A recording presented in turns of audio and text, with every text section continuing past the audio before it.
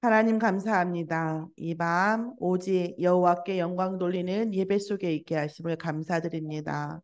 오늘 하나님께서 우리와 함께 하시는 것, 임마누엘과 원네스, 이 축복을 누리는 예배가 되게 하시고 사단이 주는 미혹에 빠지지 아니하고 하나님이 주시는 그리스도 안에는 지혜와 지식의 보화를 발견할 수 있는 말씀 속에서 답을 찾는 밤이 되어지도록 역사하여 주시옵소서. 말씀의 언약 붙잡을 수 있도록 말씀을 전하는 부족한 입술에 성령 충만을 더해 주시옵시며 말씀 듣는 심령이 시공간을 초월하여 하나님의 언약 속에 하나님의 응답 속에 그 인생이 나아가는 응답 속에 있도록 역사하여 주시옵소서. 감사드리며 예수 그리스도의 이름으로 기도드렸사옵나이다. 아멘. 이번 주 강단 말씀은 지혜 있는 사람입니다. 이 지혜는 물론 세상 사람들도 지혜가 있는 사람이 있고 지혜가 없는 사람이 있어요. 또 때로는 우리도 같은 사람일지라도 어느 순간에 갑자기 지혜가 확 막히는 수도 있고 또 그렇습니다. 우리가 이 지혜라고 하는 것은 하나님이 주시는 지혜예요. 그런데 사단이 주는 지혜도 있어요. 세상에서 보여지는 지혜, 세상에서 나타나는 그 지혜 중에 분명히 사단이 주는 지혜도 있단 말이죠. 자, 그러니까 지금 7장에서 말씀을 주시는 이 지혜라고 하는 것은 사단이 주는 지혜와 하나님이 주는 지혜에 대한 대비적인 표현입니다. 자, 그러면 사단은 이제 주는 지혜 이랬는데 일단은 지금 서론에서 뭐라고 하냐면 시너지라는 말이 있어요. 시너지 10가지 비밀 중에 시너지가 있어요. 시너지라고 하는 것은 어떤 문제와 어떤 사건 속에서도 나의 역할을 찾는 거예요. 나의 역할을 찾지 않고 이런 거예요. 잔소리를 하지 마라 얘기해요. 그럼 그 잔소리와 그러면 아무 말도 안 할 수 있는 건 아니잖아요. 그런데 그 말 속에 나의 역할이 들어있으면 그건 잔소리가 아니에요. 예를 들어서 네가 왜 그러고 있냐. 네가 그러고 있는데 엄마가 어떻게 줬으면 좋겠냐. 엄마가 어떻게 해주면 너한테 도움이 되겠냐. 그러면 이건 잔소리가 아니에요. 너는 왜 이렇게 되냐? 나는 안 그랬는데 너는 왜 그러냐? 이렇게 하면 이제 이게 잔소리가 되는 거예요. 나의 역할이 있어요. 어떤 말과 대화 속에서도 나의 이 어떤 문제도 마찬가지예요. 어떤 문제를 말할 때, 아, 그때 내가 어떻게 했어야 되는데, 내가 이런 역할인데, 혹은 내가 그때 어떻게 했어야 될지 내가 모르겠다 하는 나의 역할을 찾는 이것이 시너지를 주는, 우리 생각입니다. 자, 시너지라고 하는 것은 결국은 뭐냐면 환경의 한계를 넘어서는 겁니다. 왜냐하면 지금 보여지는 이 환경을 흐름으로 보는 거예요. 이 환경은 어디에서 왔는가? 원인이 뭔가? 이 일로 통해서 그 다음은 어떻게 될 것인가? 왜 이 상황은 이렇게 될 수밖에 없었는가에 대한 틀이 있단 말이에요. 항상. 그 틀이 벗어나줘야 운명을 벗어난 응답이 오는 거거든요. 자, 또다시 시너지를 내는 것은 또 뭡니까? 우리는 그 어떤 것에도 지금 뭐예요? 살리는 사람이 되어야 되는 거예요. 우리가 어떤 사람을 얘기를 할 때 그 사람에 대해서 살리는 사람이 되어야 되는 거예요. 그 사람 때문에 내가 뭐 어떤 피해를 얻었고, 제가 이렇게 편하게 말씀드리고 여기 얘기를 하는 게 아니에요. 다른 얘기를 하는 거예요. 그 사람 때문에 내가 이렇게 힘들었고, 내가 저랬고, 이런 부분은 살리는 얘기가 아닌 거예요. 우리가 어떤 사람을 얘기를 해도 결국 그 사람을 살리는 사람이 되어줘야 되는 거예요. 그 심지어 제가 주일날도 말씀드렸지만 우리가 그 청지기, 불의한 청지기, 주인의 돈을 맘대로 갖다 써갖고 잘리게 생긴 그 청지기가 잘리게 생겼을 때에 사람들을 불러 모아서 빚이 얼마야? 1,000? 알았어, 500으로 깎아줄게. 빚이 얼마야? 5,000? 3,000으로 깎아줄게. 지금 뭐 한 거예요? 살렸잖아요. 살리고 있잖아요. 그러면서 뭐래요? 내가 지금 이 나이에 밥을 빌어 먹을 수도 없고 나가서 일할 수도 없고 내가 이렇게 해주면 내가 힘들 때 그들이 나를 영접하리라 했고 주인도 뭐라고 했어요? 참 이렇게 말 나온 건 아니지만 말하자면 그 자식 참 뭐예요? 지혜 있네. 사람을 살리는 사람은 결국은 이 마지막에 뭐야? 비가 내리고 창수가 나고 바람이 불어. 그 집에 부딪히되 무너지지 않아요. 일단 우리가 먹고 살 게 있고 먹고 살 집이 있고 이러면 우리 집에 무슨 창수가 안 하겠어 이러겠죠? 아니거든요. 사람이 뒤집어지면요 한 큐예요. 그걸 이제 본 사람도 있고 못 본 사람도 있겠지만 어쨌든 우리가 지금 여기서 아버지의 뜻대로 행하라 이게 뭐예요? 아버지의 뜻대로 살리는 사람이에요. 결론이 얘기하면 내가 내 자신을 살기 위해서 막 아둥바둥하는 것이 아니라 내 인생을 통해서 누구를 살릴까로 계속 집중하고 해야 된다라는 거예요. 자, 그러면 일단 우리의 안에서 호르몬이 달라요. 호르몬.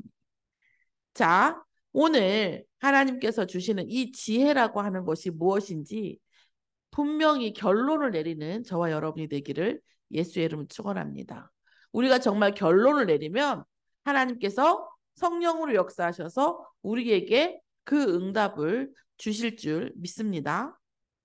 오늘 첫 번째로 뭐냐면 공의의 하나님이에요. 자, 공의의 하나님을 드러나기 위해서 지금 뭐예요? 사단이 주는 거예요. 비판을 받지 아니하려거든 비판하지 마. 비판하는 사람 보면 똑똑한 것 같잖아요. 맞는 것 같잖아요. 우월한 것 같잖아요. 그 순간에는. 그런데 하나님은 그 비판의 그 강도로 우리를 뭐하려고 헤아리고 계신다 이런 말이에요. 또한 하나님이 헤아리기 전에 우리가 누군가에게 누군가를 비판을 하면 결국 그 잣대로 서로를 바라볼 수밖에 없고 나 역시 그 잣대로 보여질 수밖에 없다라는 사실이에요. 세상에서도. 또한 하나님께서 뭐라고 계시냐면 우리 속에 들보가 있는데 우리의 생각과 경험과 감정에 들보가 있는데 그 형제를 보고 판단한 그것이 진짜 맞겠느냐? 맞는 말이겠느냐라고 얘기하시는 겁니다. 그러면서 뭐라고 해요? 거룩한 것을 개에게 주지 말며 너희 진주를 돼지 앞에 던지지 말고 뭐 하라는 거죠? 가치 있는 것을 가치 없는 자에게 주지 말라는 거예요. 그 가치를 모르는 자에게 주면 절대 그 가치가 제 값을 하지 못하고 오히려 상한다는 얘기죠. 그래서 우리가 가치가 있는 자에게 가치를 알아보는 사람에게 그 가치를 주어야 된다는 말씀입니다. 자, 그러면서 무슨 말 나오냐면 구하라 그리하면 너희에게 주실 것이요 찾으라 그러면 찾아낼 것이요 문을 두드리라 그러면 너희에게 열릴 것인데 이것은 뭐예요? 말씀대로 열린다는 말이에요.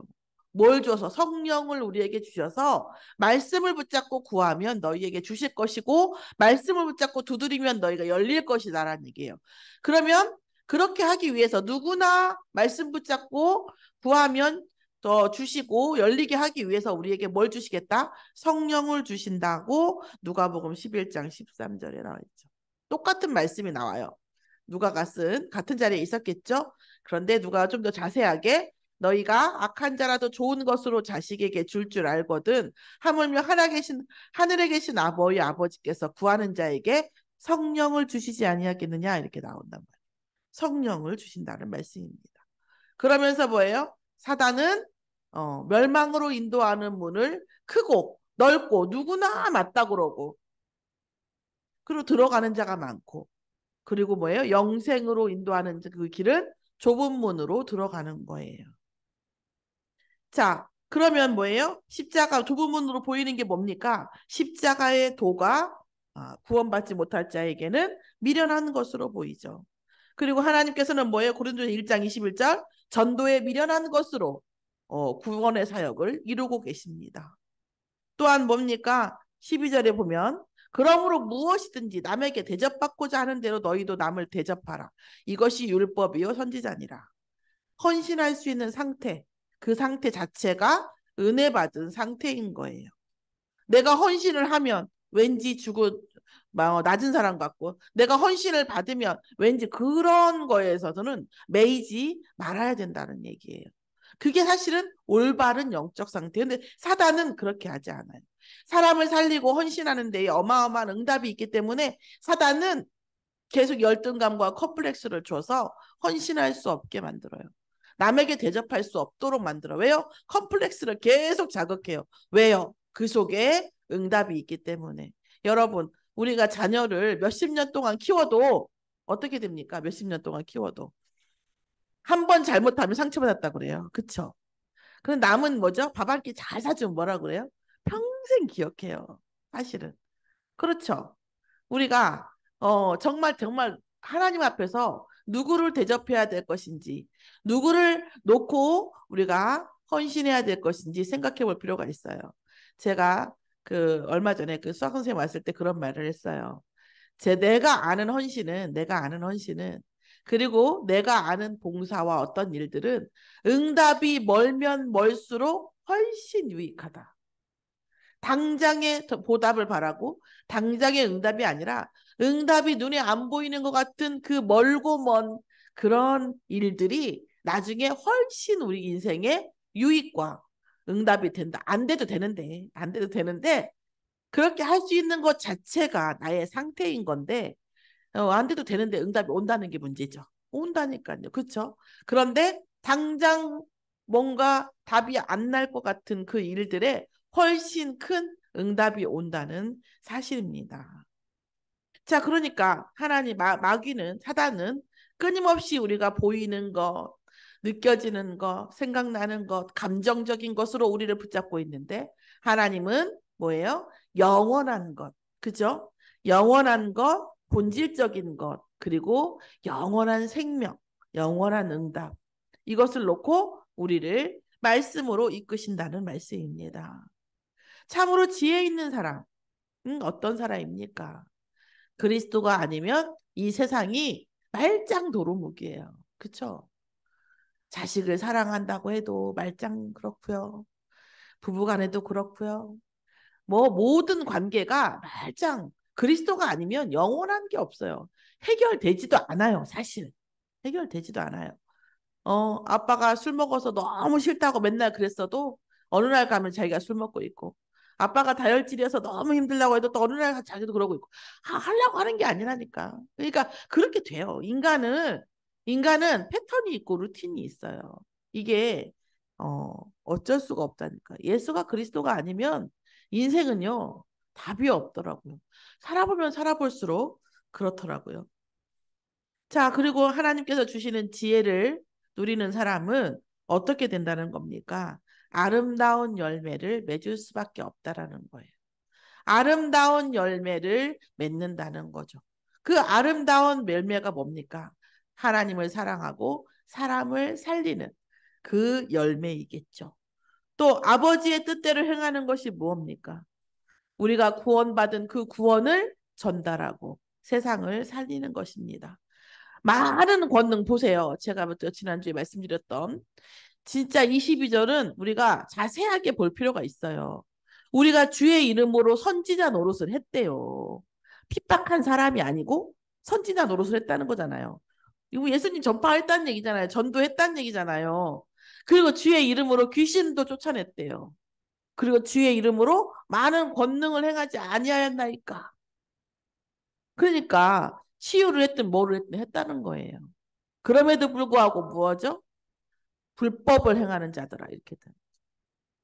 예수님의 이름으로 예수님 핍박한 것도 아니고 예수를 전파하고 예수 그리스도의 이름으로 권능까지 다 쓰고 그랬는데 왜 불법을 행하는 자들아라고 얘기했을까요?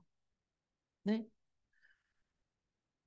그래서 뭐라고 하냐면 내게서 떠나라 하시고 누구든지 나의 이 말을 듣고 행하는 자는 그 집을 반석 위에 지은 지혜로운 사람 같으리. 뭐예요? 많은 권능보다 더 중요한 건 뭐라고요? 살리는 것이라는 거.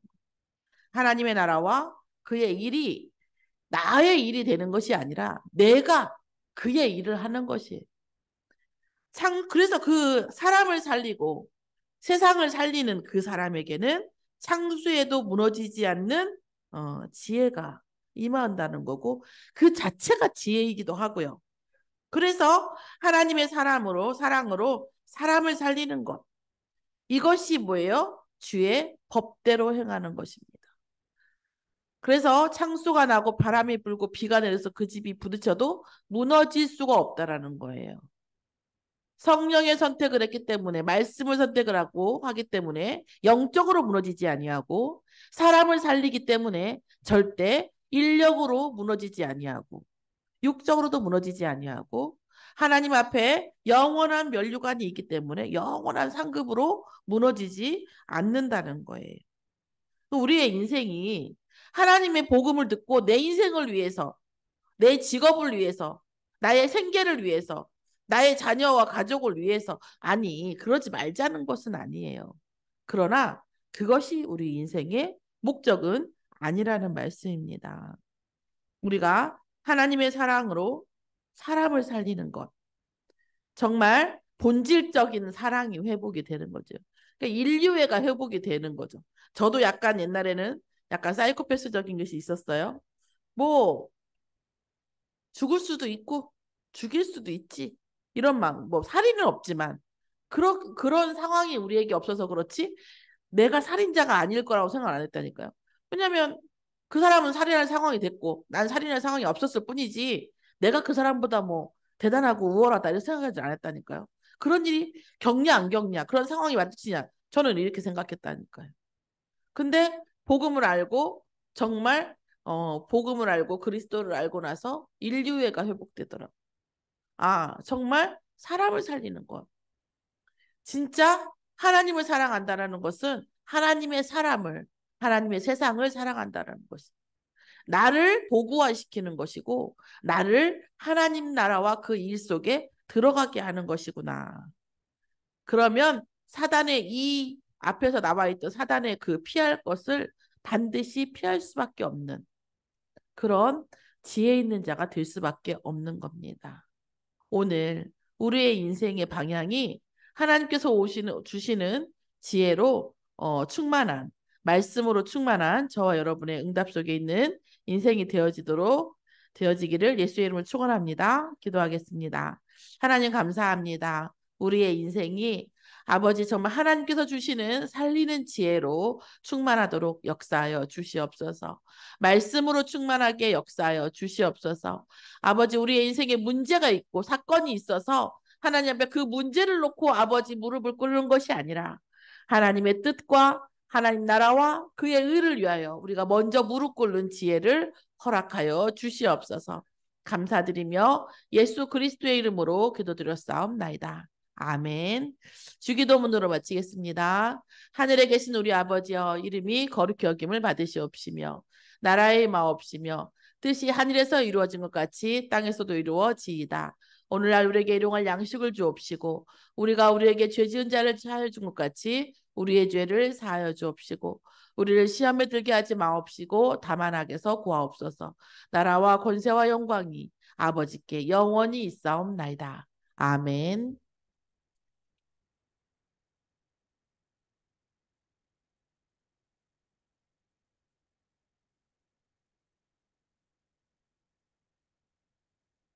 네, 잠깐만요. 이거 안 끝났어요. 이거.